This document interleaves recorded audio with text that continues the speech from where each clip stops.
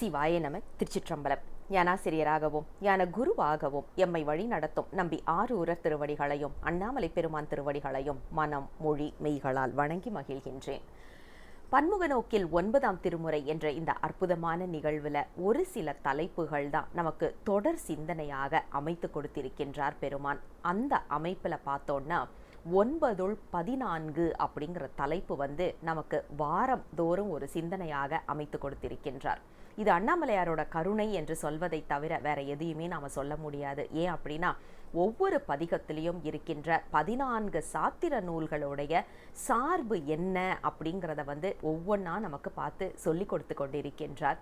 கடலூரில் இருந்து சிவசா சுப்புராயன் ஐயா அவர்கள் வாரந்தோறும் நமக்கு ஏதாவது ஒரு தலைப்பு, அதாவது 9-14 என்பது தொடராக இருக்கும். ஆனால் அது இல்லாமல் சிறப்பு தலைப்புகளிலும் நமக்காக பொழிவுகள் கொடுத்து வருகின்றார்கள்.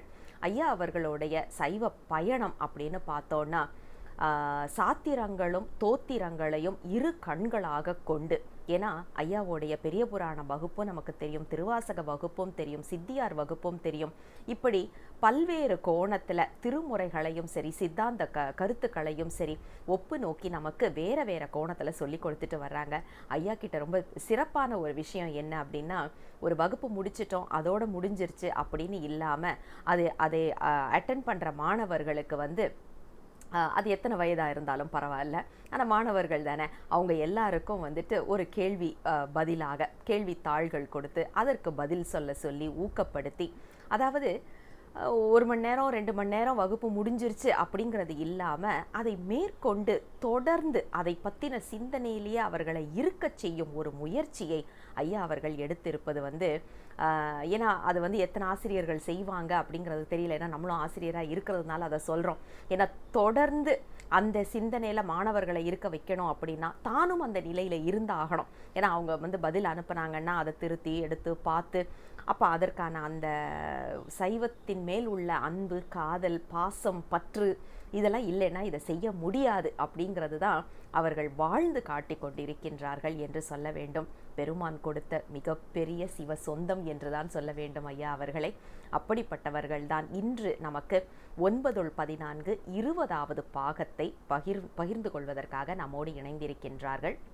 சொல்ல போகிற பதிகம் 19வது பதிகம், அதாவது 9ஆம் திருமுறையில் வரக்கூடிய 19வது பதிகம் கோயில் திருப்பதிகம். இப்போ நாம இதில் வரக்கூடிய 14 சாத்திர நூல்களுடைய கருத்துக்கள் என்ன அப்படிங்கிறது ஐயாவின் வாயிலாகவே கேட்கலாம். ஐயாவிடம் மேடையை ஒப்படைக்கின்றேன். சிவாய நம. திருச்சிற்றம்பலம். சிவா திருச்சிற்றம்பலம். எப்பொருட்கண்ணும் மண்ணி இலங்கிடும் அறிவாம் ஈசன் அப்படி விளங்குகின்றதறிதலே சிவன் தனக்கு மெய்ப்படு பூசை. மற்றோர் செயலினால் அன்று மெய்யே இப்படி ஞானம் தன்னால் இறைஞ்சிடப்படுவான் ஈசன். அருளாதொழிந்தாள் அடியேனை அஞ்சேல் என்பார் ஆரிங்கு பொருளாய் என்னை புகுந்தாண்ட பொன்னே பொன்னம்பல கூத்தா மருளார் மனத்தோடு உனை பிரிந்து வருந்து வேனை வா என்றும் தெருளார் கூட்டம் காட்டாயேல் செத்தே போனாள் சிறியாரோ சிரிப்பார் கழிப்பார் தேனிப்பார் திரண்டு திரண்டு உன் திருவாத்தை விரிப்பார் கேட்பார் மெச்சுவார் வெவ்வேறிருந்துன் திருநாமம் தரிப்பார் பொன்னம்பலத்தாடும் தலைவா என்பார் அவர் முன்னே நரிப்பாய் நாயேன் இருப்பேனோ நம்பி இனித்தான் நல்காயே. அங்கு இங்கு எனாதபடி எங்கும் பிரகாசமாய் விளங்கும் முழு முதற் பொருளான சிவபெருமான் திருவருளாலும் 9ஆம் திருமுறை ஆசிரியர்களின் குருவருளாலும் இன்றைய நன்னாளிலே பன்முக நோக்கில் 9ஆம் திருமுறை என்ற ஓராண்டு தொடர் ஞான வேள்வியிலே 9-14 பாகம் 20ஐ சிந்திக்க இருக்கின்றோம். இந்த எழில் ஞான பூசையை தொடர்ந்து சிறப்பாக நடத்தி வரும் சிங்கப்பூர் நம்தமர் ஊரன் இலக்கிய ஆராய்ச்சி மன்றத்தின் சிவ லாவண்யா அவர்களையும், இந்த ஞான வேள்வியிலே தங்களை ஈடுபடுத்தி பாடல்களையும் பொழிவுகளையும் தந்து கொண்டிருக்கக்கூடிய சிறார்கள் முதல் பெரியவர்கள் வரை இருக்கக்கூடிய அனைத்து அடியார பெருமக்களையும், இணையம் வாயிலாக இணைந்து இந்த 9ஆம் திருமுறையை பன்முக நோக்கிலே சிந்தித்துக் கொண்டிருக்கக்கூடிய அன்பர் பெருமக்களாகிய உங்கள் அனைவரையும் அடியேன் மனம் மொழி மேகலாலே வணங்கி மகிழ்கின்றேன். இன்று 245வது நாள், 9-14 பாகம் 20லே நம் 9ஆம் திருமுறை 19வது திருப்பதிகத்தை நாம் இன்று சிந்திக்க இருக்கின்றோம். அது 9-14 என்பது நமக்கு தெரிந்திருக்கும். அதாவது 9ஆம் திருமுறையில் சைவ சித்தாந்த கருத்துக்கள் எங்கெங்கெல்லாம் இருக்கின்றதோ அதையெல்லாம் நமக்கு திருவருள் உணர்த்தியவாறு நாம் தொடர்ந்து சிந்தித்து வருகின்றோம். அதிலே இன்று பூந்துருத்தி நம்பிகாட நம்பி அருளிய கோயில் திருப்பதிகமாக இருக்கக்கூடிய அந்த 19வது திருப்பதிகத்திலே இருக்கக்கூடிய பாடல்களில் உள்ள சைவ சித்தாந்த கருத்துக்களை நாம் இன்று சிந்திக்க இருக்கின்றோம். நம்முடைய பூந்துருத்தி நம்பிகாட நம்பி 2 திருப்பதிகங்களை நமக்கு அருளி இருக்கிறார் 9ஆம் திருமுறையிலே. ஒன்று திருவாரூர், ஒன்று கோயில் என்று சொல்லக்கூடிய தில்லை திருப்பதிகம். இந்த திருப்பதிகம் சாளரபாணி என்ற பண்ணிலே அமைந்திருக்கிறது. இது நம்ம சென்ற பகுதியில கூட நம்ம அதை பார்த்தோம். இந்த சாளரபாணி என்ற பண் மூவர் தேவாரத்தில் காணப்படவில்லை என்று நாம் சொல்லக்கூடாது. ஏனென்றால் நமக்கு மூவர் தேவாரத்தில் நிறைய பதிகங்கள் நம்மளுடைய தவ குறைவினால் கிடைக்கவில்லை. ஆகையால் அந்த பதிகங்களில் சாளரபாணி என்ற பண் அமைந்திருக்க கூடும். ஆகையால் நமக்கு கிடைத்த பதிகங்களுள் சாளரபாணி என்ற பண் காணப்பெறவில்லை என்று நாம் சொல்ல வேண்டும் என்று சொல்லியிருந்தோம். அப்படி சாளரபாணி என்ற பண்ணிலே இந்த திருப்பதிகத்தை பூந்துருத்தி நம்பிகாட நம்பி அருளியிருக்கிறார். இந்த பதிகம் இறைவன் தில்லையை இடமாக கொண்ட சிறப்பினை வியந்து அருளி செய்திருக்கிறது. இந்த பதிகம் முழுவதும் 10 பாடல்களை அருளியிருக்கிறார். இந்த 10 பாடல்களும் அவ்வாறுதான் அமைந்திருக்கிறது. அவ்வாறுதான் பூந்துருத்தி நம்பிகாட நம்பியும் அருளியிருக்கிறார். இந்த சாளரபாணி என்ற பண்ணை பற்றி சில சிறப்புகள் எல்லாம் கூறப்படுகிறது. அது பண் என்ற முறையிலே அது தனியாக சிந்திக்கக்கூடிய கருத்தாக இருக்கிறது. சரி, நம்ம சித்தாந்த கருத்துக்குள்ளே நாம் செல்லலாம். இதில் நம்ம பார்க்கிறோம் அப்படின்னு சொன்னா, சித்தாந்த கருத்துக்கள் அந்த 14 என்று சொன்னால் 14 சித்தாந்த சாத்திரங்கள் 14 என்றதை ஒரு சிம்பலாக வைத்துக்கொண்டு, சித்தாந்த சாத்திரங்கள் வேறு எங்கு இருந்தாலும் அந்த கருத்துக்களையும் இதிலே நாம் சிந்தித்து வருகின்றோம். உதாரணமாக சொக்கநாத வெண்பா, சிவபோகசாரம், தோழர் போதம் முதலிய நூல்களில் இருந்தும் நாம் இதுகாரம் சிந்தித்திருக்கிறோம் என்பதை தெரிவித்துக் கொண்டு, இன்றைய அந்த முதல் பாடல் கோயில் திருப்பதிகமாக இருக்கக்கூடிய முதல் பாடல் 9ஆம் திருமுறை 19வது திருப்பதிகம் முதல் பாடல் பூந்துருத்தி நம்பிகாட நம்பி அருளிய சாளரபாணி பண்ணிலே அமைந்த திருப்பதிகம். திருச்சிற்றம்பலம்.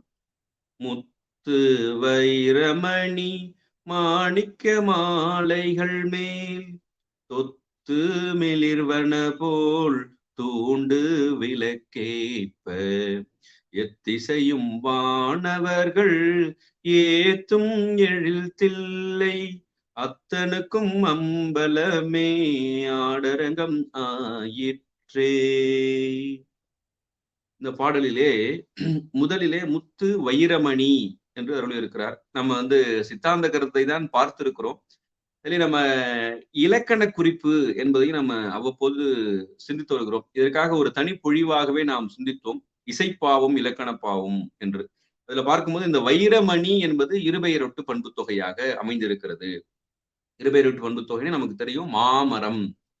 அது பொதுவான பெயர் இரண்டாவதாகவும் சிறப்பு பெயர் முதலிலே வரும். மா என்பது சிறப்பு பெயர், மரம் என்பது பொது பெயர். மாமரம், இது இருபெயரொட்டு பண்பு தொகை. அதே போல இங்க வைரம் மணி, வைரமணி, மணி என்பது பொது, வைரம் என்பது சிறப்பு. இது இருபெயரொட்டு பண்பு தொகையாக அமைந்திருக்கிறது என்பதை பார்க்கிறோம். சரி, இதுல கடைசி அடியில அத்தனுக்கும் அம்பலமே ஆடரங்கம் ஆயிற்றே என்று அருளி செய்தார். அந்த அம்பலமே என்று சொல்லும் போது நமக்கு அந்த அம்பலமானரை பற்றி நமக்கு உண்மை விளக்கத்திலே நிறைய பாடல்களை நம்முடைய மனவாசம் கடந்தர் அருளி இருக்கிறார் என்பதை நம்ம பார்த்திருக்கிறோம். உண்மை விளக்கம் என்பது நமக்கு எல்லாம் தெரிந்த ஒரு அடிப்படை நூல் என்பதனால அதில் உள்ள பாடல்களை எல்லாம் நாம் இதற்கு முன்பும் நாம் சிந்தித்திருக்கிறோம். ஆகையால இதுல சிவஞான சித்தியார் பாடல் 237 அதுல ஒரு பாடல் நம்முடைய சகல ஆகம பண்டிதர் நமக்கு அமைத்திருக்கிறார். 123வது 237வது திருவிருத்தம், மன்னிக்கணும், 237வது திருவிருத்தம். எப்படி இறைவன் இருக்கிறான் என்பதை உயிர்களுக்கு உயிருக்கு உயிராய் இறைவன் உணர்த்தும் போதும் அவன் வேறுபாடு இல்லாமல் அந்த ஐந்தொழில் நடனத்தை எவ்வாறு புரிகிறான் என்பதை அந்த பாடலிலே அருளி செய்வார். அதுதான் அம்பலமே ஆடரங்கம் ஆயிற்றே என்று சொன்னார். அவருக்கு தில்லைதான் அவருக்கு அந்த திருக்கூத்து நிகழ்த்தக்கூடிய இடமாக இருக்கிறது. அதுதான் இங்க சொல்றாரு. உலகமே உருவமாக யோனிகள் உருப்பதாக இலகு பேர் இச்சா ஞான கிரியை உட்கரணமாக அழகிலா உயிர் புலன்கட்கு அறிவினை ஆக்கி 5 நலமிகு தொழில்களோடும் நாடகன் நடிப்பன் நாதன். இதுதான் இங்க சொன்ன நம்ம அம்பலமே என்று இங்க பூந்துருத்தி நம்பிக்காடு நம்பி அருளியது.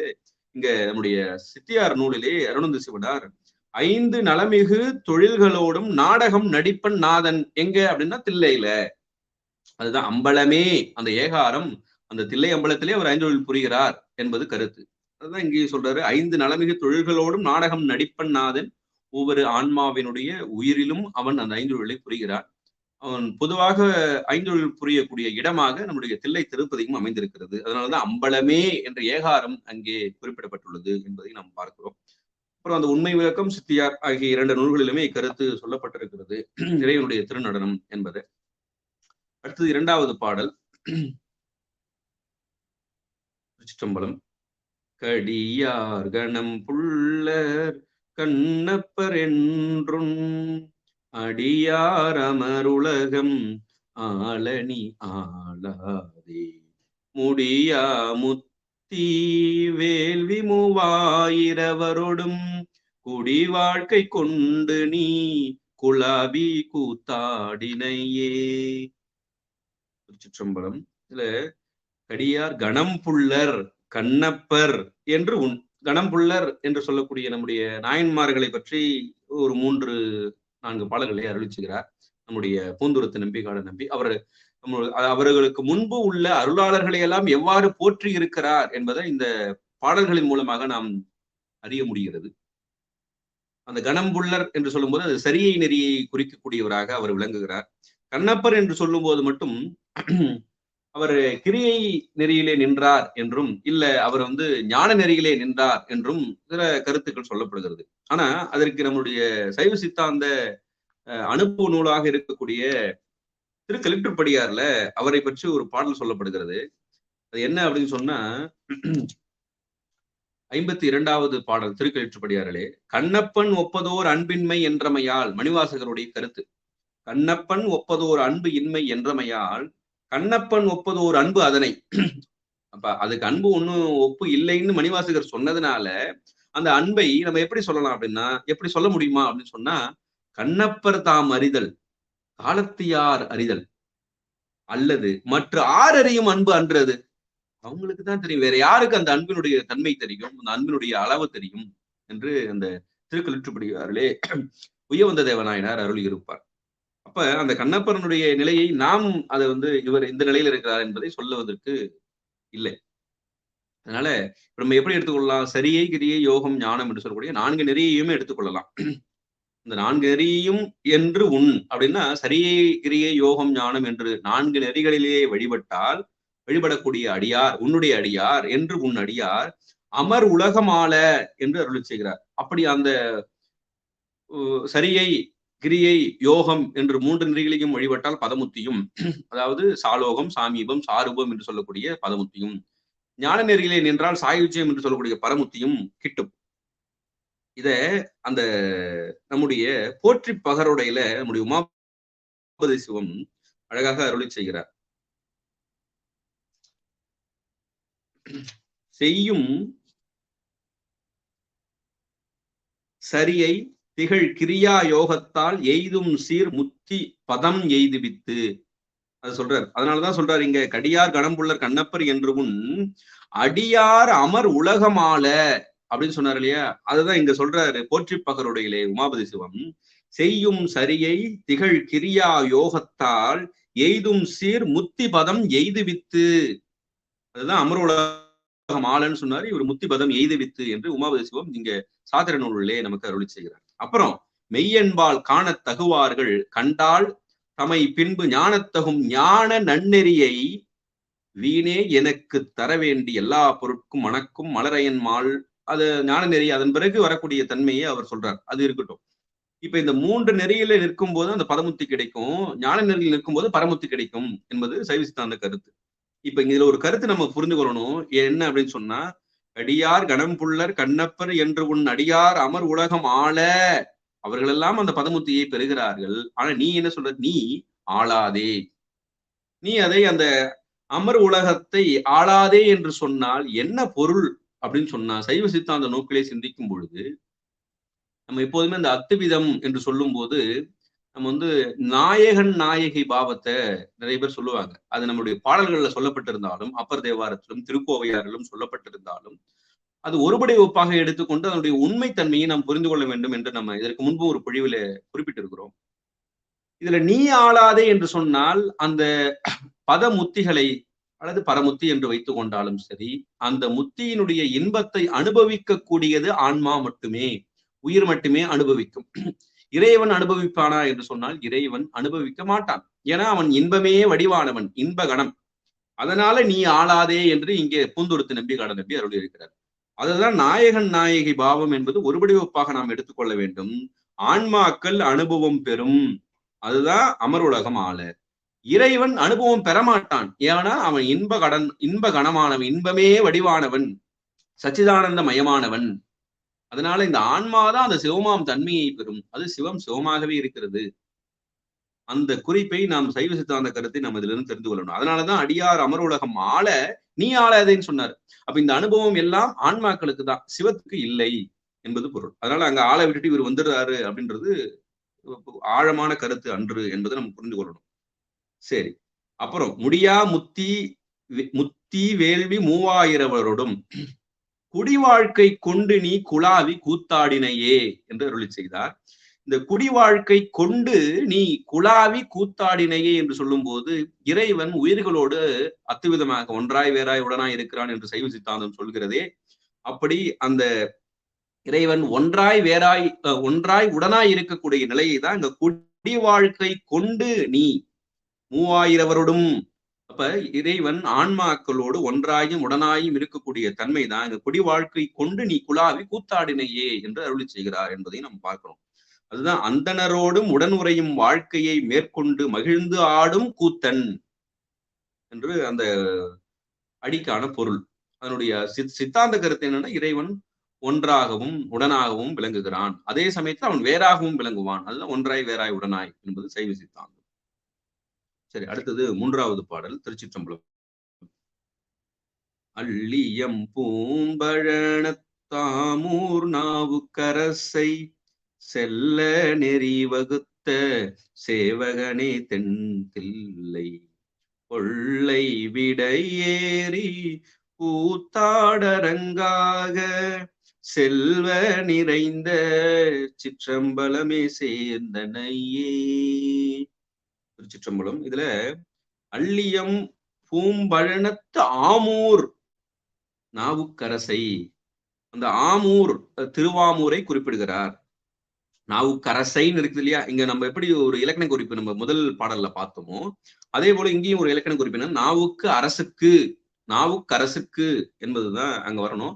ஐ என்பது 2ஆம் வேற்றுமை உருபு, கூ என்பது 4ஆம் வேற்றுமை உருபு. அது உருபு மயக்கம் என்று சொல்லணும்.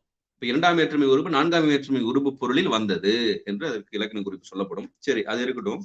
இந்த அப்பரடிகள் அருளி செய்த அருள் செயல்கள் என்று திருக்கலிற்றுப்படியாரில் ஒரு பாடல் அருளி இருப்பார் உயவந்த தேவநாயனார். அது என்னன்னா, கொள்கரியின் நீற்றறையின் நஞ்சின் கொலை தவிர்த்தல், அல்லே மிதப்பாய் கடல் நீந்தல், நல்ல வருவோர் மறைக்காட்டில் வாசல் திறப்பித்தல், திருவாமூர் ஆழி செயல். அந்த அடைமொழி பாருங்க, இங்க இருந்துதான் எடுத்திருக்கிறாருன்னு சொல்லலாம். அந்த நாவுக்கரசருக்கு எத்தனையோ அடைமொழி கொடுக்கலாம்.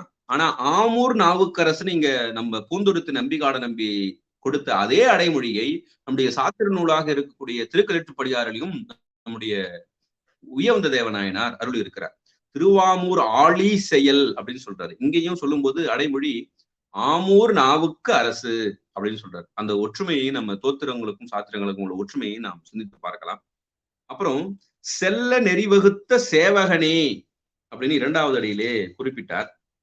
அந்த செல்ல நெறி, அந்த செல் நெறி, எது செல்வதற்கான நெறி என்று பார்த்தால், எது நம் செல்வதற்கு நெறி அப்படின்னா, நம்முடைய உமாபதி சிவம் சிவப்பிரகாசத்திலே ஒரு பாடலை அருளியிருப்பார். அது 13வது பாடல்.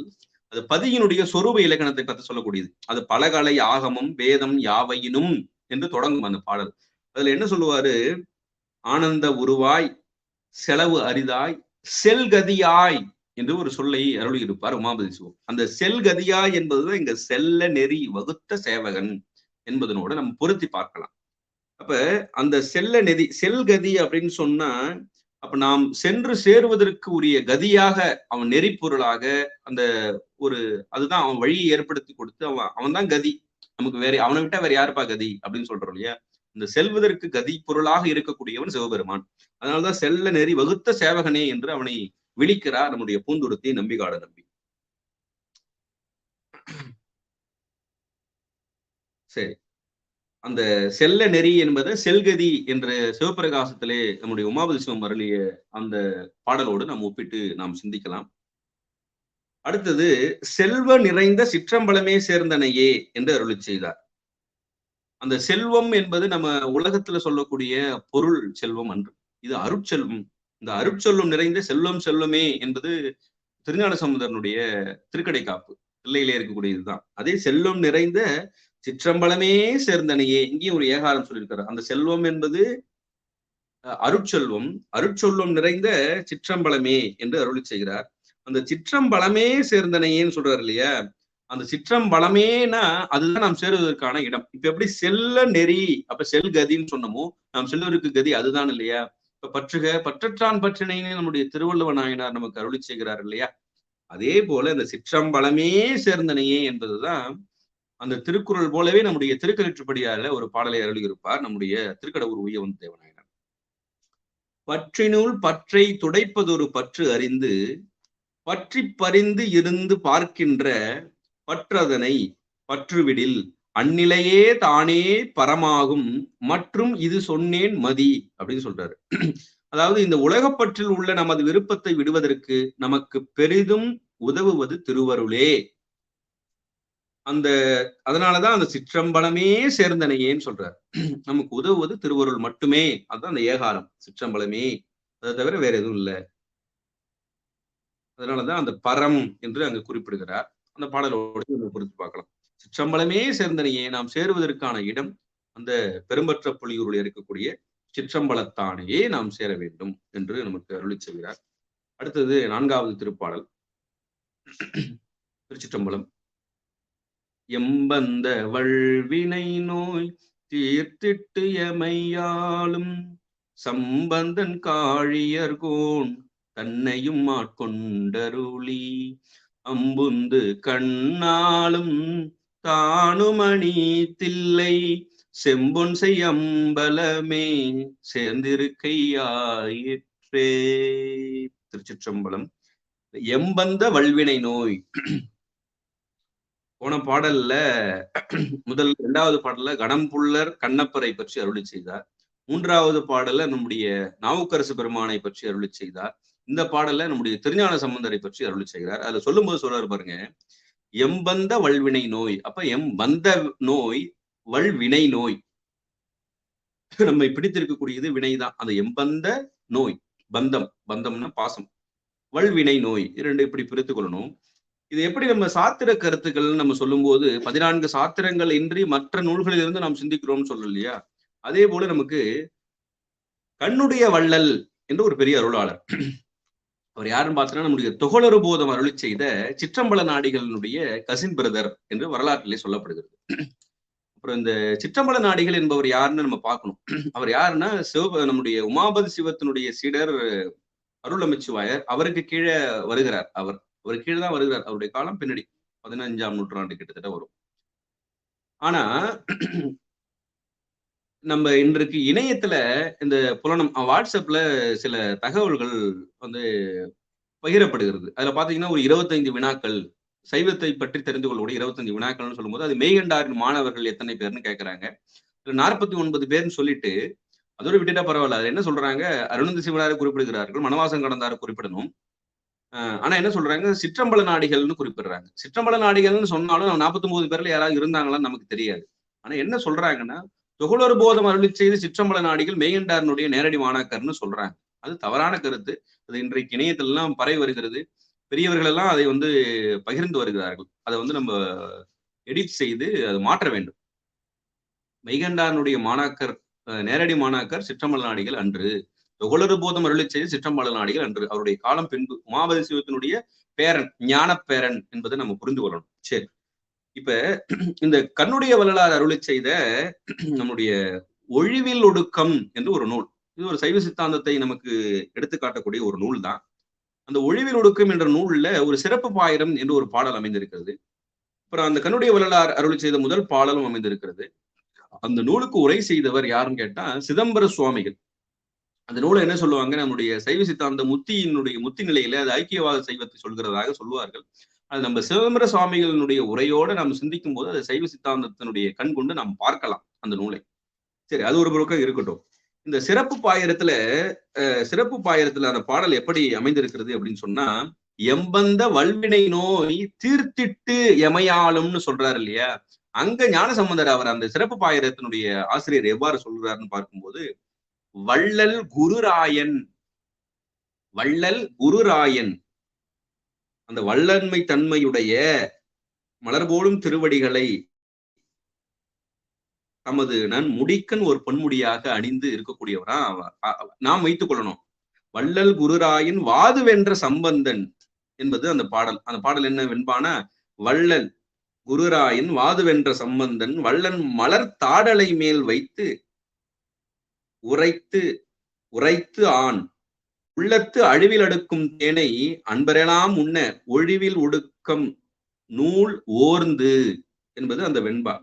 அதுல எதுக்கு சொல்ல வரும்னா, இங்க ஞானசம்பந்தரை எப்படி நம்முடைய பூந்துருத்தி நம்பிகாட நம்பி விളിக்கிறாருன்னா, எம்பந்த வல்வினை நோய் தீர்த்திட்டு அப்படின்னு சொல்றோம். அங்க வள்ளல் குருராயன்னா யாருன்னா, குருவாக நம்முடைய வினைகளை எல்லாம் தீர்க்கக்கூடியவர். அதுதான் குருராயன் என்பதற்கான பொருள். அப்ப இங்கேயும் அந்த நம்முடைய ஞானசம்பந்தருக்கான அடைமொழி எம்பந்த வல்வினை நோய் தீர்த்திட்டு எமையாலும் சம்பந்தன், அங்க வள்ளல் குருராயன் என்பதனோட நம்ம பொருத்தி பார்க்கலாம். ஒரு சிறப்பு பாயிர ஆசிரியர் மட்டுமன்று, அந்த நூலினுடைய ஆசிரியர், அந்த நூலுக்கு உரை செய்த உரையாசிரியர் சிதம்பர சுவாமிகள், அவர் ஒரு பாடல் செய்திருக்கிறார் திருஞான சம்பந்த சுவாமிகளுக்கு. அவர் எப்படி செய்திருக்கிறார்னா, வள்ளல் உரைத்த ஒழுவில் ஒடுக்கத்து தெள்ளுமுறை எல்லாம் தெரிவிக்கும் உள்ளமே எம்பந்தம் நீக்கும் இறைவன். அவர் சொல்றாரு, எப்படி சொல்றாரு பாருங்க, எம்பந்தம் நீக்கும் இறைவன் அப்படின்னு ஞானசம்பந்தரை சிதம்பர சுவாமிகள் அவருடைய பாடல்ல அந்த அதாவது உரையை எழுதுவதற்கு முன்பாக சில பாடல்களை அமைத்திருக்கிறார். அது காப்பு ஞானசம்பந்தர் தோத்திரம் என்று. அந்த ஞானசம்பந்தர் தோத்திரத்துல எப்படி சொல்றாரு பாருங்க, எம்பந்தம் நீக்கும் இறைவன் தமிழ்காழி சம்பந்தன். அந்த எம்பந்தம் நீக்கும்னு சொன்னார் இல்லையா, அதுதான் இங்க பூந்துருத்தி நம்ம நம்பிகாட நம்பி எம்பந்த வல்வினை நோய் தீர்த்திட்டு எமையாளும் சம்பந்தன்னு சொல்றாரு. இந்த உரையாசிரியரும் அவ்வாறுதான் அருளி செய்திருக்கிறாருன்னு பார்க்கணும்.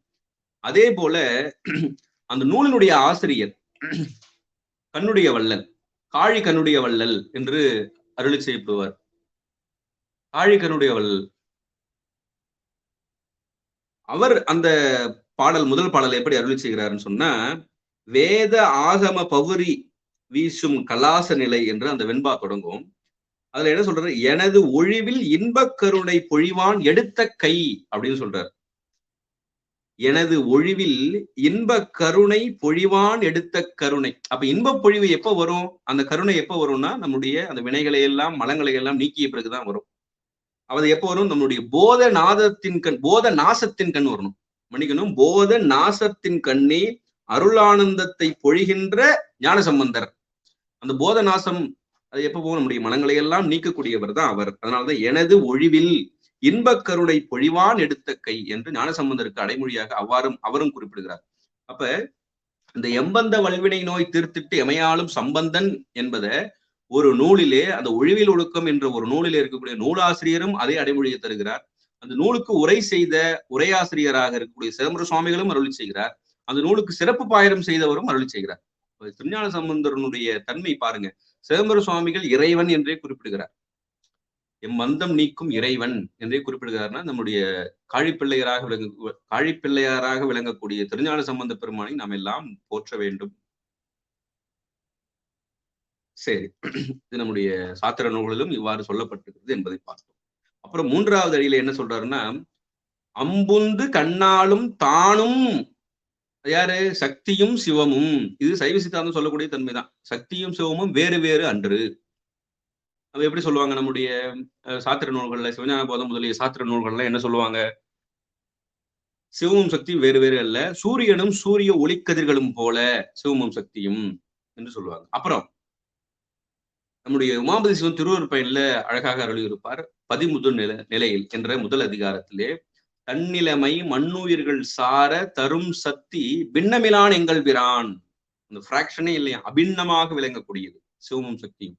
சிவமும் சக்தியும் வேறு வேறு அன்று. சிவமும் சக்தியும் பிரித்து நாம் பார்க்கவே கூடாது. அதுக்காக தான் நம்ம வந்து சக்தி வழிபாடு என்று ஒரு தனி வழிபாடு இருக்கிறது என்பதெல்லாம் நம்ம வந்து சைவத்துக்கு ஏற்புடையது அல்லாததாக இருக்கிறது. ஏன்னா சிவமும் சக்தி வேறு வேறு அன்று. அதனாலதான் அது அழகா சொல்றாரு பாருங்க உமாபதி சிவம். தன்னிலைமை மண்ணுயிர்கள் சார தரும் சக்தி, அதுதான் தருது. சக்தியின் மூலமாக தான் இறைவன் நமக்கு கருணை பொழிகிறான். அந்த சக்தியும் சிவமும் எப்படி இருக்குது அப்படின்னா, பின்னமிலான் எங்கள் பிரான். சக்தியோடு பின்னமாக விளங்குகிறானா, அந்த பிராக்ஷன்லாம் இல்லை, அபிண்ணமாக விளங்குகிறான் என்பது நம்ம வந்து ரொம்ப நுட்பமாகவும் ஆழமாகவும் புரிந்து கொள்ள வேண்டும். சரி, அதுதான் சொல்றாரு. அம்புந்து கண்ணாலும் தானும் அணித்தில்லை செம்பொன் செய் அம்பலமே சேர்ந்திருக்கை ஆயிற்றே என்பதை நாம் புரிந்து கொள்ளணும். இப்படி அடுத்த 5வது பாடல்ல நம்முடைய நம்பி ஆரூரை பற்றி நமக்கு அருளி செய்கிறார். திருச்சிற்றம்பலம். கலையா உடலோடு சேரமனாரூரன் விலையா மதம் மாறா வெள்ளானை மேல் கொள்ள முளையா மதிமுடி மூவாயிரவரோடும் அளையா விளையாடும் அம்பலனின் ஆடரங்கே. திருச்சிற்றம்பலம். இதுல முதல் அடியில கலையா உடலோடும் சேரமானோடும் ஆரூரன் வளையா மதமாறா வெள்ளானை மேல் கொள்ள. அந்த 2000 தந்தங்களை உடைய அந்த யானையை மேல் எப்படி போறாரு அப்படின்னு சொன்னா, கலையா உடலோடு போறாரு. சேரமான் பெருமாளோரும் போறார், அவரு குதிரையில போறாரு. இதுல என்னன்னா, இத ஏன் கலையா உடலோடு அப்படின்னு அவருடைய நம்பி ஆரூரை பற்றி நமக்கு குறிப்பிடணும். ஏன் அப்படின்னு சொன்னா, அவரை பற்றி நம்முடைய திருக்கடவுர் உயவந்த தேவநாயனார் திருக்கலிற்றுப்படியாறுல அழகா அருளி செய்திருக்கார். எப்படி பாருங்க. மோகம் அறுத்திடின் நாம் முத்தி கொடுப்பது என ஆகமங்கள் சொன்ன அவர் தம்மை தோகையர்பால் தூதாக போகவிடும் வன் தொண்டன் தொண்டுகளை ஏதாக சொல்வேன் யான் என்று கேட்கிறார். மோகம் அறுத்திடின் நாம் முத்தி கொடுப்பது அப்படின்னு சிவ ஆகமங்கள் எல்லாம் சொல்லுதான். ஆனா அப்படிப்பட்ட நிலையில சிவபெருமானையே தூதாக போகவிட்டார் திரு ஆரூரிலே நம்முடைய வன் தொண்டராக இருக்கக்கூடிய நம்பி ஆரூரர். அப்ப இது எப்படி சொல்றாரு இல்லையா, இது இந்த கலையா உடலோடுன்னு சொல்றதுனால இந்த அது எப்போதுமே நம்பி ஆரூரர் வந்து அந்த நெறிகள் எல்லாம் பாருங்க, இது உலகத்திலே நமக்கு முறையாக சொல்லுவதற்கு மாறாக இருக்கும். அதனாலதான் அவர் வந்து வன் தொண்டர்னு சொல்லுவது. 2வது அந்த பாருங்க, இது மோகம் அறுத்திடி நான் முத்தி கொடுப்பேன அப்படின்னு சொன்னார் இல்லையா, அது போல இல்லாத நிலையே வருது. அதனாலதான் கலையா உடலோடுன்னு சொன்னார். இன்னும் அதுல ஒரு நுட்பம் என்ன அப்படின்னு சொன்னா, கலையா உடலோடு அப்படின்னு சொல்லும் பொழுது நமக்கு இந்த உடல் தந்தது எதற்காக? எப்படி மோகம் கொடுத்தா முத்தி, மோகம் கெடுத்தால்தான் முத்தி கிடைக்கும்னு சிவ ஆகமங்கள் சொல்லுது. இவர் ஆனா தூது போக விட்டார். அப்படிப்பட்டவர் நம்பி ஆரூரர். இங்க கலையா எல்லாருக்குமே எப்படி பொதுவா இந்த உடல் எதுக்காக தரப்பட்டது அப்படின்னா, இந்த உடல் இறைவனை அடைவதற்காக தரப்பட்டது. இறைவனை அடைந்து விட்டால் இந்த உடம்பு மிகை, இந்த உடம்பை களைந்து விடணும். அப்ப ஆனா நம்பி ஆரூர் எப்படி போனாரு? கலையா உடலோடு போனாருன்னு சொல்றாங்க பாருங்க குறிப்பு. இது எப்படி பார்க்கணும் அப்படின்னு சொன்னா, நம்முடைய அவ்வை பாட்டி ஒரு எல்லாருக்கும் தெரிந்த ஒரு பாடல். உடம்பினால் பெற்ற பயனெல்லாம் திடம்பட ஈசனை தேடு. இது எதுக்காக சொல்றாங்க? அப்ப இந்த உடம்பால என்ன பயன்? இடம்பட இறைவனுடைய திருவடியை பெறணும், இறைவனுடைய ஞானத்தை பெறணும், திருவருளை பெறணும். திருவருளை பெற்றுவிட்டால் இந்த உடம்பு மிகை, இந்த உடம்பு தேவையில்லை, உடம்பை களைந்து விடணும். நமக்கு சைவ சித்தாந்த சாத்திரங்கள் 14 இன்றி பண்டார சாத்திரங்கள் என்று 2 ஆதீனங்களிலும் இருக்கிறது. நம்ம தருமபுர ஆதீனத்தினுடைய சொக்கநாத வெண்பா, சிவபோக சாரணம் நம்ம பார்த்திருக்கிறோம். இதே போல திருவாவடுதுறை ஆதீனத்திலும் பண்டார சாத்திரங்கள் 14 இருக்கின்றன. அதுல ஒரு நூலினுடைய பெயர் உபாய நிட்டை வெண்பா. அந்த உபாய நிட்டை வெண்பாடு ஒரு பாடல். தனு அதனை மற்று உயிர்மேல் வைத்தல் தெரியும் பொருளை தெரிய. ஏன் அப்படின்னு சொன்னா, தனு அதனை மற்ற உயிர் மேல் வைத்தல் தெரியும் பொருளை தெரிய. இந்த உடம்பு எதுக்குப்பா? அவை சொன்னாங்க இல்லையா, திடம்பட ஈசன் உடம்பினால் பெற்ற பயனெல்லாம் திடம்பட ஈசனை தேடு அப்படின்னு சொன்னாங்க. அதேதான் இங்க உபாய நிட்டை வெண்பாயிலும் சொல்லியிருக்காங்க. தனு, இந்த உடம்பு இருக்கு இல்லையா, இது எதுக்காக? உயிர் மேல் வைத்தல். எதுக்காக இந்த உயிரோட கூட்டி கொடுத்திருக்கிறான் இறைவன் சொன்னா, தெரியும் பொருளை தெரிய. அப்ப இறைவனுடைய திருவடியை அடைய, இறைவனுடைய திருவருளை பெற, அந்த சிவஞானம் பெற. சிவஞானம் பெற்றுவிட்டால் இந்த உடம்பு மிகை, இந்த உடம்பை களைந்து விட வேண்டும். அதுதான் கருத்து. ஆனா நம்முடைய நம்பியாரூர் எப்படி போயிருக்காரு பாருங்க, களையா உடலோடும். அதுதான் அங்க எப்படி மோக மறுத்தலின் திருக்கழிட்டுப்படையாளர்ல சொன்னாலும் அவர் எப்படி தூது போக விட்டாரோ, நம்ம பொதுவா உலகத்துல எப்படின்னா திருவருள் பெற்று விட்டால் இந்த உடம்பை களைந்து விடணும். ஆனா நம்பியாரூர் களையா உடலோடு சென்றார் என்பதை நம்ம பார்க்கணும். அந்த நம்பியாரூருடைய அந்த சிறப்பை சொல்வதற்காக இதை சொன்னோம். சேரமானோடும் கலையா உடலோடும் போனார். நம்ம நம்பியாரூரால் நமக்கு இறைவனுடைய திருவருளை பெற்றவர்கள் யாருன்னு சொன்ன பார்த்தோம். ஒரு பெரிய லிஸ்டே போடலாம். பறவை நாச்சியார், சங்கிலி நாச்சியார், அப்புறம் நம்முடைய திருமணம் நடந்தது இல்லையா அவருக்கு, சடங்கவி சிவாச்சாரியாருடைய மகள். அப்புறம் சேரமான் பெருமாள் நாயனார் இந்த பாடலே சொல்லியிருக்கிறார். சோமாசி மரநாயனார், பெருமிழை குறும்பர், ஏர்கோன் கலிக்காம நாயனார், இதுவரைக்கும் இவர்கள் எல்லாம் திருவருள் பெற்றவர்கள் நமக்கு தெரிந்த வரைக்கும். நம்பி ஆரூரால் இறைவனுடைய திருவடியை பெற இருக்கிறவர் ஒருவர் இருக்கிறார், நமக்கெல்லாம் தெரிந்தவர். அவர் யார் என்று சொன்னால் நம்முடைய அன்புக்குரிய சகோதரியாக விளங்கக்கூடிய சிவலாவண்யா அவர்கள்தான். நம்பி ஆரூரனுடைய அருளால் அவர் இறைவனுடைய திருவடியை நிச்சயம் பெறுவார். அந்த ஒரு உறுதியை சொல்லலாம். அது காலம் எப்பொழுது என்று நமக்கு தெரியாது, அது இறைவனுடைய திருவருள். நம்பியாரூரனுடைய அருளால் இத்தனை பேர் பெற்றிருக்காங்க இல்லையா, அந்த பட்டியலில் இணைய இருக்கிறவர் நம்முடைய லாவண்யா, அவங்க அப்படி சொல்லிடலாம். சரி, இங்க வந்துருவோம். அப்புறம் இந்த 3000 அப்படின்னு சொன்னார் இல்லையா, முளையா மதிமுடி 3000 அலையா விளையாடும் அம்பலனின் ஆடரங்கே. இந்த 3000 தில்லை 3000. அதனால்தான் திருவாரூரிலே நமக்கு அடி எடுத்து கொடுக்கிறார் பெருமான் நம்பியாரூருக்கு. தில்லைவாழ் அந்தனர்தம் அடியாருக்கும் அடியேன் என்று அடி எடுத்து கொடுக்கிறார். நம்முடைய தில்லை 3000 இருக்கிறாங்க இல்லையா, 3000 அவருடைய 3000 குடும்பத்திலே இருக்கக்கூடியவர் தான் நம்முடைய சாத்திர நூல்களிலே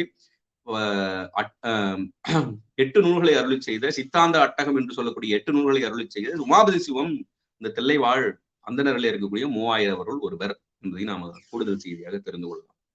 சரி, அடுத்த 6வது திருப்பாடல் திருச்சிற்றம்பலம். அகலோகமெல்லாம் அடியவர்கள் தற்சூழ புகலோகம் உண்டென்று புகுமிடம் நீ தேடாதே. புவலோக நெறி படைத்த புண்ணியங்கள் நன்னியன் சீர் சிவலோகம் ஆவதுவும் தில்லை சிற்றம்பலமே. சிற்றம்பலம். இதுல முதல் 2வது அடியிலிருந்து நாம் பொருள் காண வேண்டும். புகலோகம் உண்டு என்று புகுமிடம் தேடாதே, புவலோக நெறி படைத்த புண்ணியங்கள் நன்னிய சீர் அகலோகம் எல்லாம் அடியவர்கள் தற்சூழ சிவலோகமாவதும் தில்லை சிற்றம்பலமே என்று வைத்துக் கொள்ள வேண்டும். இதுல புகலோகம்னா நாம் புகுவதற்கு உரிய இடம். புவலோகம் அப்படின்னு சொன்னா வானுலகம், அகலோகம் என்று சொன்னால் இவ்வுலகம். அது மூன்றையும் நாம தெரிந்து கொள்ளணும்.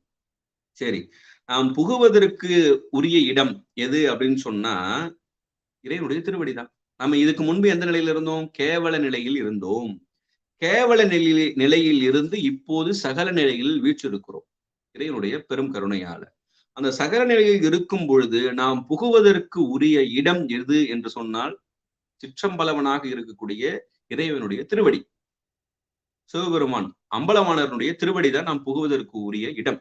அப்ப புகலோகம் உண்டு என்று புகுமிடம் தேடாதேன்னு சொல்றார். தேடாம புவலோக நெறி படைத்த புண்ணியங்கள். பூலோகம்னா வானுலகம்னு சொன்னோம். வானுலகம் செல்வதற்கு நெறி படைத்த புண்ணியங்கள் என்று சொன்னால் சைவ சித்தாந்தத்தை பொறுத்தவரையில புண்ணியங்கள் என்று சொன்னால் 2 சொல்லப்படும். அது பதிபுண்ணியம் ஒன்று, இன்னொன்று பசு புண்ணியம். இந்த பசு புண்ணியம் என்பதுதான் நம்ம வானுலகம் செல்வதற்கான வித்து. அதனாலதான் நம்ம சொல்லுவோம், அறம் பாவம் என்னும் அரும் கயிற்றால் கட்டின் மணிவாசகர் சொல்லுவது போல, ஒன்று அந்த புண்ணியங்கள் என்பது என்ன? பொன் விலங்கு, பாவம் என்பது இரும்பு விலங்கு அப்படின்னு சைவ சித்தாந்தம் சொல்லும். ஆனா இங்க என்ன சொல்றாங்க பாருங்க, 9ஆம் திருமுறையினுடைய சிறப்பை நம்ம படிக்க படிக்கதான் இந்த கருத்துக்கள்லாம் நமக்கு தெரிகிறது. புவலோக நெறி படைத்த புண்ணியங்கள். இந்த புண்ணியங்கள் எந்த புண்ணியங்கள்? பசு புண்ணியங்கள் என்ன பண்ணுமா? அகலோகமெல்லாம் அடியவர்கள் தற்சூழ. நீ அடியா நடுவுள் இருந்தால், அந்த எப்போதுமே நமக்கு அடியா நடுவுள் இருக்கும் அருளை புரியாயின்னு மணிவாசகரும் வேண்டுகிறார். எப்போதும் அடியவர்களை போற்ற வேண்டும் என்பதுதான் நம்முடைய சிவஞான போதத்தினுடைய 12ஆம் நூற்பா. அந்த 11 நூற்பா வரைக்குமே அந்த நிட்டை கூடல் வரைக்கும் முடிந்து விட்டது. அதன் பிறகு என்ன சொல்றாங்கன்னா, 11 நூற்பாவுக்கு பிறகு 12ஆம் நூற்பாவில அந்த இறைவனுடைய அடியார்களையும் திருக்கோயிலையும் வழிபட வேண்டும் என்பது மெய்கண்ட சிவம் அவர்களுடைய அருள் வாக்கு. அதுபோல அதனாலதான் இந்த பாடல்ல நாயன்மார்களை எல்லாம் நமக்கு போற்றி புகழ்ந்திருந்தார். கணம்புள்ளர், கண்ணப்பர், நாவுக்கரசர், திருஞான சம்பந்தர், நம்பி ஆரூரர் ஆகியவர்கள் எல்லாம் போற்றி புகழ்ந்து இங்க அடியவர்கள் தற்சூழன்னு சொல்லிட்டார். அந்த பதி புண்ணியம் அல்லாது பசு புண்ணியங்கள் செய்திருந்தும் அடியவர்கள் தற்சூழ நீ இருந்திருக்கும் போது உன்னுடைய வழிபாடு சிறப்பும்.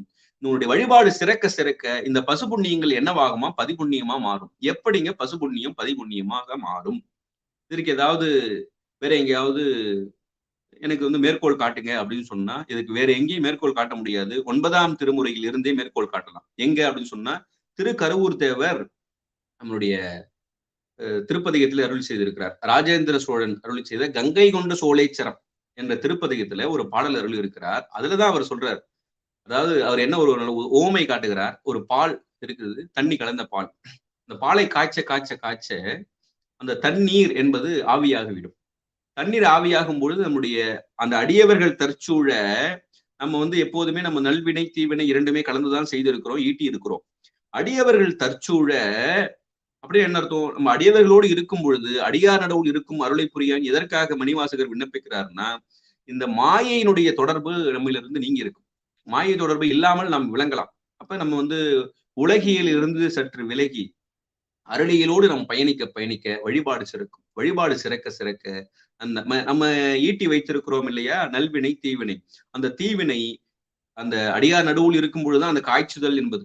அந்த காய்ச்ச வழிபாடு செய்ய செய்ய அது எப்படி தண்ணீர் ஆவியாகிறதோ அது போல நம்முடைய தீவினையை இறைவனை கெடுத்து விடுவான். அதனாலதான் பாவ நாசனை என்று மணிவாசகர் இறைவனை குறிப்பிடுவார். புண்ணிய நாசனைன்னு குறிப்பிட மாட்டார். ஏன் அப்படின்னு சொன்னா, அந்த புண்ணியம் என்னவாகுமா?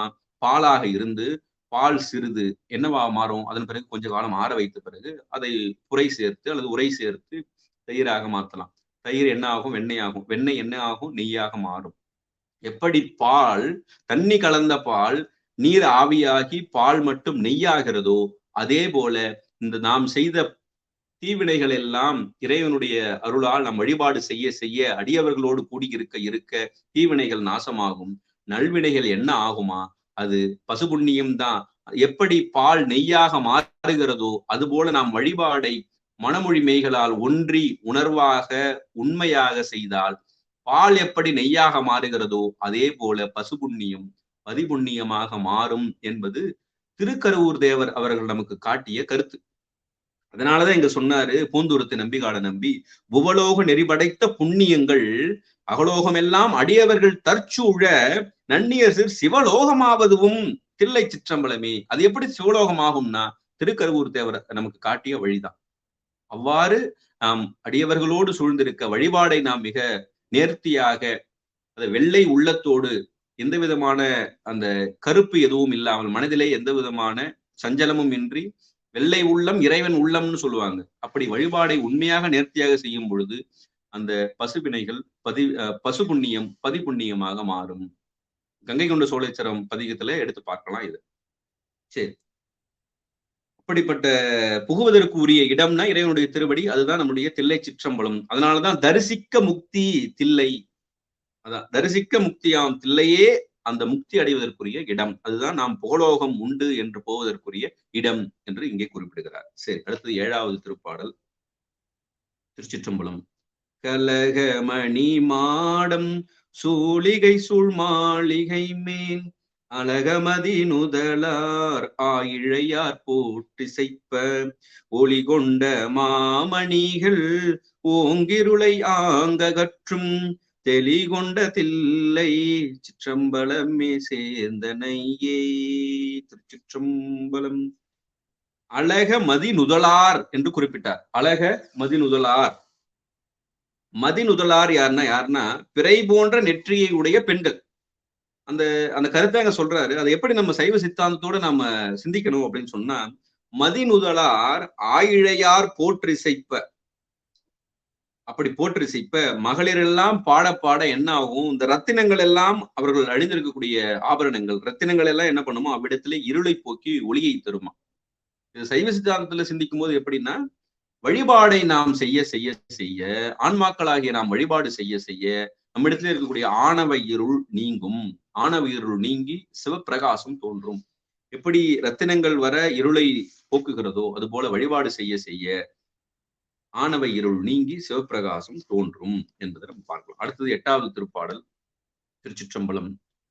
பாடகமும் நூபுரமும் பல் சிலம்பும் பேர்ந்தொழிப்ப சூடக கை நல்லார் தொழுதேத்த தொல்லுலகில் நாடகத்தின் கூத்தை நவிற்றுமவர் நாள்தோறும் ஆடகத்தான் மேய்ந்தமைந்த அம்பலம் நின் ஆடரங்கே. திருச்சிற்றம்பலம். இதுல 2வது அடியில சூடகக்கை நல்லார் தொழுதேத்த தொல்லுலகில்ன்றார். அந்த தொல்லுலகு என்பது பழமையான உலகம், அனாதியாக இருக்கக்கூடிய நிலை என்பது பார்க்கிறோம். இதுல நல்லார் பதிபசு பாசம் 3மே அனாதிதான். அது நமக்கு சைவ சித்தாந்தம். நல்லார்னு சொன்னார் இல்லையா, இந்த நல்லார் என்பதை சைவ சித்தாந்தத்தோடு சிந்திக்கும் பொழுது கல்லால் நிழல்மலை என்று சொல்லக்கூடிய அந்த காப்பு, சிவஞான போதத்திலே வரக்கூடிய காப்புல நல்லார் புனைவரே என்று மெய்கண்டார் நமக்கு அருள் இருப்பார். அந்த நல்லார் புனைவரே என்பதுல இந்த நல்லார் என்பதற்கு சிவஞான முனிவர் உரை செய்திருப்பார். நல்லார் என்பவர் யார் அப்படின்னு சொன்னா, கேட்டு சிந்தித்து தெளிந்த மெய் என்பர். இங்கு நல்லார் என்பதற்கு அப்படி பொருள் காண வேண்டும். கேட்டு சிந்தித்து தெளிந்த மெய் என்பர் தான் நல்லார். அப்ப அவர்கள் தொழுதேத்ததான் அது. உள்ளுலகில் நாடகத்தின் கூத்தை நவிற்றும் அவர் நாள்தோறும் ஆடகத்தான் மெய்ந்த அம்பலம் நின் ஆடரங்கே. நல்லார் என்பது இதற்கான பொருள் காணணும் அப்படின்னு சொன்னா, எப்போதுமே நம்ம அடிக்கடி சொல்லக்கூடிய கருத்து, சாத்திரமும் தோத்திரமும் சைவர்களுக்கு 2 கண்கள் போல. அப்ப தோத்திரங்களுக்கு நாம் பொருள் காண வேண்டும் என்றால் சாத்திரகன் கொண்டு பார்க்கணும். சாத்திரங்களுக்கு நாம் பொருள் காண வேண்டும் என்றால் தோத்திரக்கண் கொண்டு பார்க்கணும். அவ்வாறே இங்கு நல்லார் என்பதற்கு கேட்டு சிந்தித்து தெளிந்த மெய்யன்பர் என்று சாத்திரக்கண் கொண்டு நாம் பொருள் காணலாம். அப்ப நல்லார் தொழுதேத்த அப்படின்னு சொன்னதுனால அங்க சிவஞான முனிவர் இன்னொரு கூடுதல் உரை தருவாரு. நல்லார் தொழுதேத்த எனவே ஏனையோர்க்கு அது கூடாது என்றவாறாயிற்று. அப்ப அவர்கள் மட்டும்தான் இறைவனை வணங்கவே முடியும். அவர்கள் அல்லாதவர்கள், கேட்டு சிந்தித்து தெளியாதவர்கள் இறைவனை வணங்க இயலாது. அதனாலதான் இன்றைக்கு நிறைய ஒரு விளக்க உரை வகுப்பு என்று நிறைய இடங்கள் நடந்தாலும், இப்ப முற்றோதல் என்று சொல்லக்கூடிய நிகழ்வு எல்லாம் ஆங்காங்கு நிறைய இடங்கள் நடக்குது. அந்த விளக்க உரை வகுப்பு என்பது அந்த முற்றோதலை நாம் ஒப்பிடும் பொழுது குறைவாக தான் நடக்கிறது ஆங்காங்கே. அப்படி குறைவாக நடந்தாலும் அங்கெல்லாம் அன்பர்கள் கூடி வருகிறார்களான்னு பார்த்தா, இப்ப ஏன்னா முற்றோதல் நிறைய இடங்கள் நடக்கிறது, அங்கேயும் ஒவ்வொரு இடங்களிலுமே அதிக அன்பர்கள் பங்கு கொண்டு இறைவனுடைய திருவருளை பெறுகிறார்கள், மாற்று கருத்து இல்லை. ஆனா அதற்கான உரை பொருளை நாம் தெரிந்து கொள்ள வேண்டும் என்று சொல்லும் போது அந்த அளவுக்கு குறைந்த அளவிலேயே தான் அந்த அங்காங்கே விளக்க வகுப்புகள் எல்லாம் நடைபெறுகிறது. அப்ப அங்க என்ன நடக்கணும், ஒரு 5 குழுக்கள் முற்றோதல் செய்யக்கூடிய இடத்துல ஒரு விளக்க உரை வகுப்பு நடக்கிறதுனா, இப்ப 5 முற்றோதல் கலந்திருக்கக்கூடிய அனைத்து அன்பர்களும் அதுல பங்கெடுக்கணும் இல்லையா? ஆனா பாத்தீங்கன்னா ஒரு முற்றோதல் குழுவிலே பங்கெடுக்கக்கூடிய ஒரு 60-70 அன்பர்கள் கூட அங்க இருக்க மாட்டாங்க. அதுக்கு என்ன காரணம்? அவங்க அது என்ன உண்மைனா இதை சொல்லிதானே ஆகணும். நல்லார் என்று சொல்லக்கூடிய தன்மை, நல்லார் தொழுதேத்தும் அப்படின்னு சொல்றாரு. அப்ப கேட்டு சிந்தித்து தெளிந்த மெய்யன்பர் அவர்கள் தான் அந்த நிலைக்கு செல்ல முடியும். அதனாலதான் அங்க அன்பர்களுடைய எண்ணிக்கை குறைவாக இருப்பதற்கு காரணமே அதுதான் என்பதை நம்ம சிந்தித்து பார்க்கணும். அதனால நாம் எல்லாம் கேட்டு சிந்தித்து தெளிந்த மெய்யன்பர்களாக இறைவனுடைய திருவருளாலும் அருளாளர்களினுடைய குருவர்களாலும் கேட்டு சிந்தித்து தெளிந்த மெய்யன்பராக ஆகுவோம் என்று சொல்லி, அந்த நல்லார் என்பதற்கு நல்லார் தொழுதேத்த அப்படின்னு சொல்றதுனால ஏனையோருக்கு அது கூடாது என்பதையும் நம்முடைய சிவஞான முனிவர் நமக்கு உரையாக தருகிறார் என்பதையும் நாம் பார்க்கிறோம். அடுத்தது 9வது திருப்பாடல். திருச்சிற்றம்பலம். உருவத்து எரி உருவாய் ஊழிதோர் எத்தனையும் பரவே கிடந்தயனும் மாலும் பணிந்தேத்த இரவிக்கு நேராகி ஏந்திலங்கு மாளிகை சூழ்ந்து அரவிக்கும் அம்பலமே ஆடரங்கம் ஆயிற்றே. திருச்சிற்றம்பலம். இதுல உருவத்து எரி உருவாய் ஊழிதோறு எத்தனையும் பரவி கிடந்த அயனும் மாலும் பணிந்து ஏத்த. இது அழகா நம்முடைய போற்றி பகருடைய முதல்ல உமாபதி சிவம் அருளி செய்வார். பூமண்ணும் நான்முகத்தோன் புத்தேளிர் ஆங்கு அவர்கோன் மாமண்ணு சோதி மணிவார்பன் நாமண்ணும். இதெல்லாம் இத்தனை பேர் அப்ப நிறைய ஒரு பட்டியல் போடுவார். வேதம் வேதாந்தம் இதெல்லாம் போட்டுட்டு ஆமளவும் தேட அப்படின்னு சொல்லுவார். அப்படின்னா இவங்க எல்லாம் இயன்ற அளவு அடைவதற்கு முயற்சி செய்து அவர்களுடைய அறிவுக்கு எட்டாதவனாக விளங்குகிறான். அதே போலதான் எங்கேயும் நம்ம பூந்துருத்தி நம்பிகாட நம்பி முதல் 2 அடியில் அருள் செய்கிறார். உருவத்து எரி உருவாய் ஊழிதோறு எத்தனையும் பரவி கிடந்த அயனும் மாலும் பணிந்து ஏத்த. இந்த இயன்ற அளவு அவர்கள் பணிந்து ஏத்துகிறார்கள். ஆமளவும் தேட அப்படின்னு உமாபதி சொல்றாரு. அதுதான் இங்க ஊழிதோறும் எத்தனையும் சொல்றாரு. அப்ப எவ்வளவு அவங்க வழிபட்டிருப்பாங்க அப்படின்னு சொல்லி இங்க சொல்லப்படக்கூடிய இந்த பூந்துருத்து நம்பிகாட நம்பியினுடைய முதல் 2 அடியினுடைய கருத்தை நம்ம போற்றி பகரோடு ஒப்பிட்டு பார்க்கலாம். அடுத்தது அந்த கடைசி அடியில அரவிக்கும் அம்பலமே என்று அருளி செய்கிறார் இல்லையா? அந்த அரவிக்கும் அம்பலமே அப்படின்னு சொல்லும் போது நமக்கு திரு உந்தியார்ல 17வது பாடல் தான் நினைவுக்கு வந்தது. அதாவது திருச்சிலம்பு ஓசை ஒளி வழியே சென்று நிறுத்தனை கும்பிடு என்று உந்தி வர நேர்பட அங்கே நின்று உந்தி பெற. அப்ப இறைவனுடைய திருவடியில் உள்ள திருச்சிலம்பிலிருந்து எப்போதும் அருளோசை வெளிப்பட்டு கொண்டே இருக்கிறது. அதனாலதான் சேரமான் பெருமாள் நாயனார் நம்ம சொல்லுவோம் கழறற்றறிவார் அப்படின்னு. அப்ப அந்த அரவிக்கும் அம்பலமே, அப்ப அம்பலமே அதுல ஒலித்து கொண்டே இருக்கும். அப்ப இறைவனுடைய திருவடியில் அம்பலவாணராக இருக்கக்கூடிய சிற்றம்பலநாதனுடைய திருவடியில் உள்ள திருச்சிலம்பிலிருந்து எப்போதும் அருளோசை வெளிப்பட்டு கொண்டே இருக்கும்.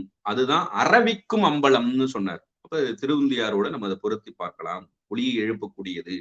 திருச்சிலம்பு ஓசை ஒளி வழியே சென்று நிறுத்தனை கும்பிடு என்று உந்தி பெற நேர்பட அங்கே நின்று உந்தி பெற என்பது அந்த பாடல். சரி, அடுத்தது கடைசி திருப்பாடல். அது கடைக்காப்பாக நம்முடைய பூந்துருத்து நம்பிகாட நம்பி நமக்கு அருள் இருக்கிறார். திருச்சிற்றம்பலம். சேடர் உரை தில்லை சிற்றம்பலத்தான் தன் ஆடல் அதிசயத்தை ஆங்கறிந்து பூந்துருத்தி காடன் தமிழ் மாலை 10ம் கருத்தறிந்து பாடும் இவை வல்லார் பற்று நிலை பற்றுவரே. திருச்சிற்றம்பலம். சேடர் என்பவர் தொண்டர்கள், உயர்ந்தவர்கள், அவர்கள்தான். அப்படிப்பட்டவர்கள் உரைகின்ற தில்லை சிற்றம்பலத்தான் தன் ஆடல் அதிசயத்தை ஆங்கறிந்து பூந்துருத்தி காடன் அவர் தன்னை குறிப்பிடுகிறார். காப்பு கடைக்காப்பாக அருள் இருக்கிறார். பூந்துருத்தி காடன் தமிழ் மாலை 10ம் கருத்தறிந்து, அந்த தமிழ் மாலை என்று குறிப்பிடுகிறார். அது எப்படின்னா தமிழ் மாலை 10ம் பாடி அல்லது சொல்லின்னு சொல்லல, கருத்து அறிந்து என்று குறிப்பிடுகிறார். அதுதான் நம்ம முன்பு சொன்னோம். நல்லார் அப்படின்னு சொன்னா கேட்டு சிந்தித்து தெளிந்த மெய்யன்பர். அப்படிப்பட்ட கேட்டு சிந்தித்து தெளிந்த மெய்யன்பர்கள் தான் கருத்தை அறிய முடியும். அப்படி கருத்து அறிந்து ஓத வேண்டும் என்று சொல்றாரு. இப்ப நம்ம ஒவ்வொரு பதிகமுமே கருத்தறிந்து தான் நம்ம ஓத வேண்டும். அதுக்காக தான் இப்படி ஒரு திருவருள், இப்படி ஒரு வாய்ப்பை நமக்கு லாவண்யா அவர்கள் மூலமாக ஏற்படுத்தி கொடுத்திருக்கிறது.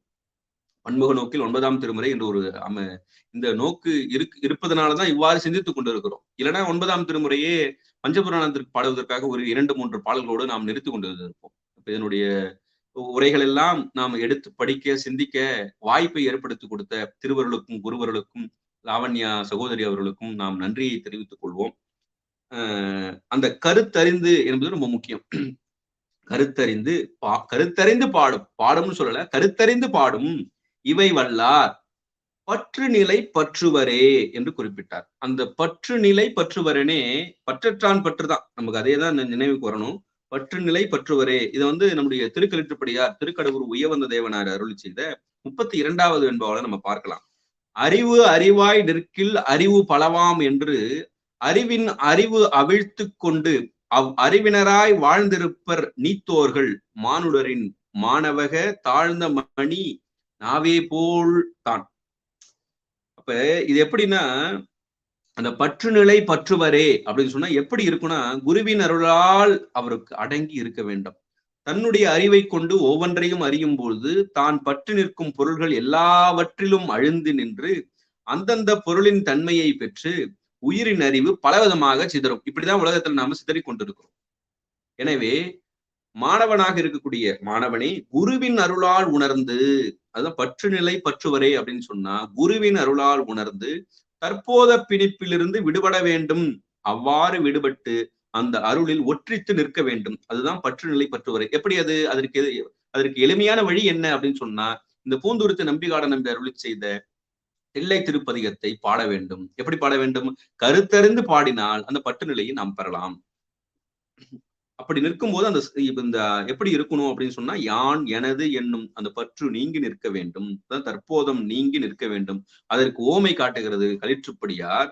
நிலத்திலே தாழ வைக்கப்பட்ட மணியினது நாக்கினை போன்று அசைவற்று இருப்பார்கள். ஒரு மணி அதோட நாக்கு எப்படி கீழே வைக்கும் போது அசைவற்று உள்ள இருக்குது இல்லையா, அடங்கி. அதுபோல நாம் உலகப்பற்றிலிருந்து நீங்கி, என்னதான் உலகத்துல இருந்தாலும் அந்த கூழாங்கல் போல, தாமரைகளை தண்ணீர் போல இருப்பதற்கு நாம் பழக வேண்டும். அதற்கு இறைவனுடைய திருவருளும் குருவர்களையும் நாம் நாட வேண்டும். வழிபாட்டை முறையாக செய்தால் அந்த நிலையை நமக்கு இறைவன் தருவான் என்று சொல்லி, இந்த அளவிலே 9ஆம் திருமுறை 19வது பதிகமாக இருக்கக்கூடிய பூந்துருத்து நம்பிகாட நம்பி அருள் செய்த தில்லை திருப்பதிகத்தினுடைய சைவ சித்தாந்த கருத்துக்களை இறைவனுடைய திருவருள் நமக்கு ஓரளவு நம்முடைய சிற்றறிவிலை உணர்த்த நாம் ஓரளவு சிந்தித்திருக்கிறோம் என்று சொல்லி, இப்படி ஒரு வாய்ப்பை நமக்கு ஏற்படுத்தி கொடுத்த நம் தமிழ் ஊரின் இலக்கிய ஆராய்ச்சி மையத்தின் லாவண்யா அவர்களுக்கும் நன்றியை தெரிவித்துக் கொண்டு, திருவருளுக்கும் குருவருளுக்கும் நன்றி தெரிவித்துக் கொண்டு இன்றைய சிந்தனையை நாம் நிறைவுக்கு கொண்டு வருவோம்.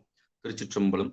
தென்னாடுடைய சிவனே போற்றி, எந்நாட்டவர்க்கும் இறைவா போற்றி, அண்ணாமலையும் அண்ணா போற்றி, கண்ணார் அமுதக் கடலே போற்றி, காவாய் கனகத்திரளே போற்றி, கைலை மலையானே போற்றி போற்றி.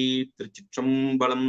வாழ்கவே வாழ்க என் நந்தி திருவடி, வாழ்கவே வாழ்க மலமறுத்தான் பதம், வாழ்கவே வாழ்க மெய்ஞானத்தவன் தாள், வாழ்கவே வாழ்க மலமிலான் பாதமே. திருச்சிற்றம்பலம்.